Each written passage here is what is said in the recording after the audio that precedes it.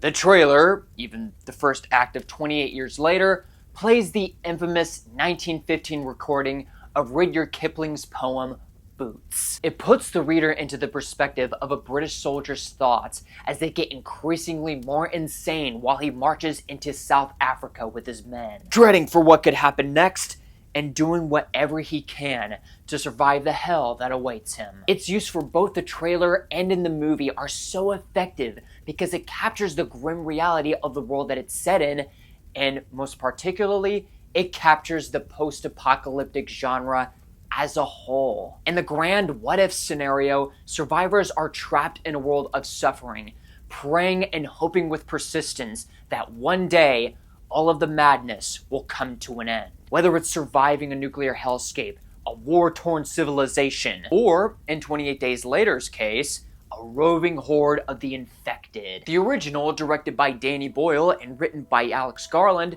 was a very unique film that brought an interesting angle to the zombie subgenre, the rage virus, a disease that was originally supposed to be a cure to treat anger and violent tendencies during civil unrest. But because some animal rights activists decided to free some chimpanzee test subjects while ignoring the scientists' advice, here we are. And for a movie about zombies, it was a film that mainly focused on the story of Jim trying to survive this nightmarish world that he'd gotten himself into after waking up in a hospital, while traveling with his family of survivors in order to find a safe haven away from the zombies. As for its inferior sequel, 28 Weeks Later, it reduced everything that made the predecessor work and just turned everything into a generic zombie movie with stupid characters and an absolutely inane plot. Not even an adequate opening sequence could save that hunk of junk. Now,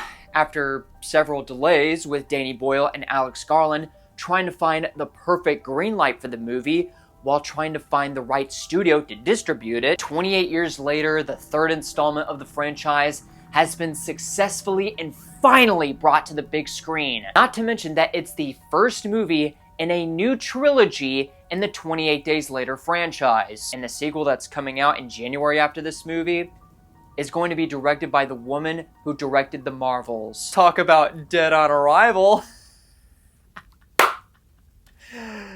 I regret nothing. But as the third movie in the franchise and a first film in a new trilogy, I can't believe I'm saying this, but I actually came away liking the movie quite a bit. I know, right? Me liking a movie?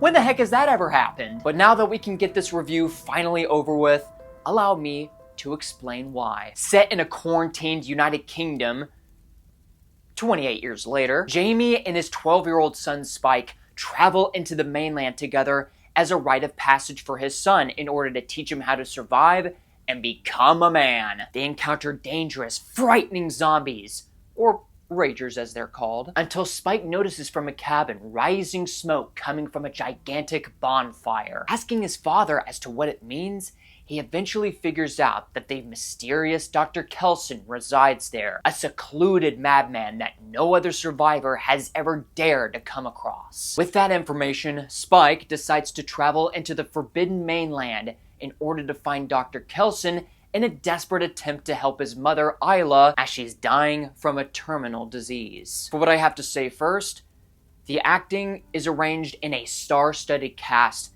and they are all terrific. I don't think I've ever seen Alfie Williams in a leading role or even in an acting role before, but for what he brings to the table as a kid trying to survive the apocalypse, learning from his father, and doing what he feels is right for his mother, of someone who is trying to learn their place in a zombie hellscape. And redeeming himself from his role in Kraven the Hunter, we have Aaron Taylor Johnson as Jamie. And he does very well with the material, even if he's not in it for that long. Which is probably the most disappointing thing about his character. Not the fact that he's barely in the movie, but it's how he's utilized in that length of time. After the first act of the film, we don't even see him again until the movie decides that, we're gonna wrap things up. Nevertheless, he does an effortless job as a father who is trying to teach his son the ropes while being incredibly flawed all on his own. However, the actress who dominates the entire film along with Spike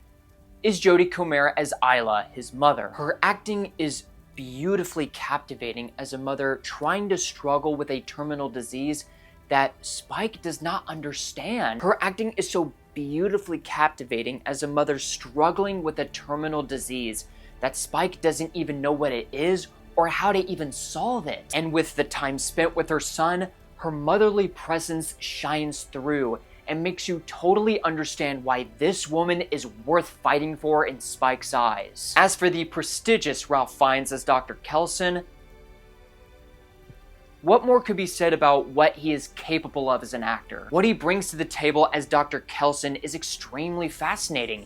I won't tell you what it is, but it brings such a unique level of mysticism and wonder that makes you think, who is this man and why does he do the things that he does? Now that we got the human cast out of the way, it's time to introduce the main antagonistic stars of the show, the Ragers. For those that are new to this franchise, the Ragers aren't the type of zombies to hunt any survivor down and eat their brains, George A. Romero style, or feed on their flesh. They are the kind that are driven by two instincts: spreading the disease and unleashing senseless violence on its victim. If just a small, tiny pinprick of blood gets into a character's eyes, nose, or mouth, well, to put it in Jordan Peterson's case, you're doomed. Basically, you have about 10 to 15 seconds before you turn into a mindless walking savage with a drive to kill anyone you see. However, and this is probably one of the only compliments I have for 28 Weeks Later, where it introduces carriers which are humans that are immune to the virus but can still pass it on to another person. This movie brings forth interesting aspects about the Ragers that we haven't even seen before, when the virus evolves and prevents them from starving to death. You would have these fat, hopeless zombies that are crawling along the ground while posing as good target practice. And then you would have the towering, menacing Alpha Rager that commands his horde like a mighty leader while also wielding unbelievable strength. And the Ragers that he commands act like a civilized pack. They hunt together, eat together, walk around together, and some of the female Ragers are even able to give birth. I don't know how that works, but okay. But unfortunately, that's where the compliments of the world building stop. Because the fact that this movie takes place 28 years later, as opposed to say 28 months later, which was originally supposed to be the original title for this film, it kind of defeats the plausibility of the world building. I don't understand why they didn't take that approach. Now, I don't mind the setting itself, a community surviving on Lindisfarne in a village that is surrounded by a rising and descending tide. However, aside for the headcanon as to what happened in this universe, we never know why, after 28 years later, the United States and other foreign countries didn't think that, well, the United Kingdom is a lost cause. Why don't we find surviving communities and evacuate them from the premises and just go scorched earth on the Ragers? And speaking of which, as much as I don't want this movie to be canon, 28 Weeks Later is still a thing. How did the Ragers invade France? Are they still all over the globe? How is the world reacting to this? What measures are they taking? You see, when it comes to the world building of 28 Years Later, it's more about asking questions than actually answering them. But as far as story is concerned as a whole, I think that Alex Garland's script does a very commendable job of making this coming-of-age tale in the zombie apocalypse. Let me put it to you this way. The first act of 28 Years Later is awesome. The introduction of a young boy trying to escape his household infested with Ragers was very well put together, and I love everything that have to do with the action sequences and the angle of a father teaching his son the ropes of how to survive an apocalypse, how to hunt, how to provide for himself, how to provide for his community, and how to protect yourself in the outside world. By the time you get to the second act of the movie, and while I do appreciate Spike's journey to help his mother across the wasteland, it's also where instances of luck and contrivances pour in. Characters just get out of situations by the biggest load of coincidences imaginable, and when characters are in a position to handle a problem with ease, they just do not take advantage of it and just make the problem so much harder for themselves. One of the biggest examples is that our main characters are being surrounded by ragers in a diner somewhere that is full of methane gas. Luckily, a Swedish soldier from all that distance came across this one diner surrounded by ragers and saves their lives by shooting the zombies and igniting an explosion that leaves all of our heroes completely unscathed. And he was able to get there on time because his patrol just so happens to land on the exact same island that is filled with ragers while their lifeboat was sinking because of a failed operation. As for the third act,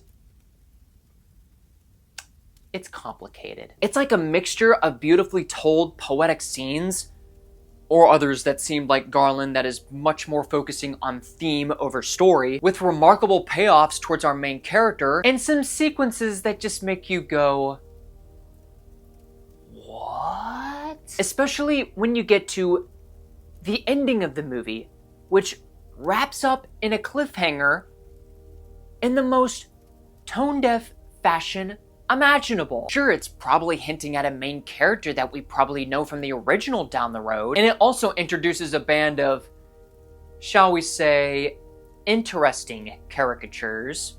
Not characters, caricatures. But the execution, especially after establishing a very heartfelt and dramatic tone, was a complete and total whiplash. But you want to know the best part about this movie? Let me tell you. Aside from the opening act of the movie, 28 years later is gorgeous on all caps. I have never seen a zombie movie so beautifully shot and artistically filmed in quite a while. The interesting part, a lot of this movie was filmed with hundreds of iPhones.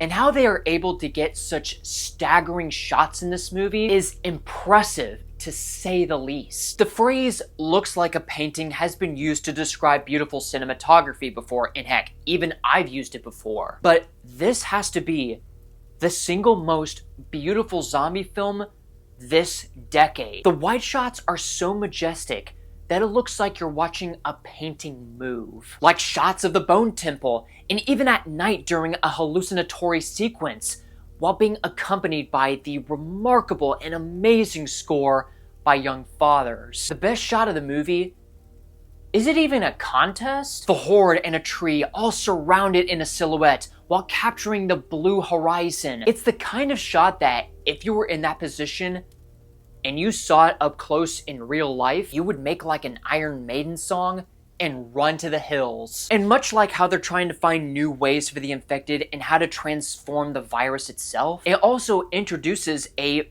filmmaking gimmick with the iPhones during the combat sequences. The trick is that whenever a zombie gets shot in the head or on the stomach, the camera pauses and quickly choppily turns at 180 degrees around a zombie before reverting back to normal time. It was a gimmick that Danny Boyle himself referred to as the poor man's bullet time. And I gotta admit, somehow, it works. Given the original 28 Days Later cinematic tricks of using Canon XL1 digital cameras and cassette tapes giving off a very grainy, homemade effect, and shooting areas at specific angles as if they were security cameras in the United Kingdom, Boyle's creativity using these iPhones fits right at home with this series. It's stylistic, and it's also atmospheric. But I wouldn't lie when I tell you that there are several points where I think that it lost its appeal quite a couple times. 28 Years Later is the kind of movie that you enjoy, but you wish it was something you loved. Everything about this movie screams one gigantic step in the right direction for the zombie subgenre. But from the load of contrivances in the story, the world building filled with more questions than an algebra textbook, and a totally tone-deaf ending, the final product achieves at being just good, but fails to be great. Was I still entertained? Absolutely. I just wish we had something better. And until we meet again for the sequel, my name is Luke Nukem, and you, my friends, have been blown away.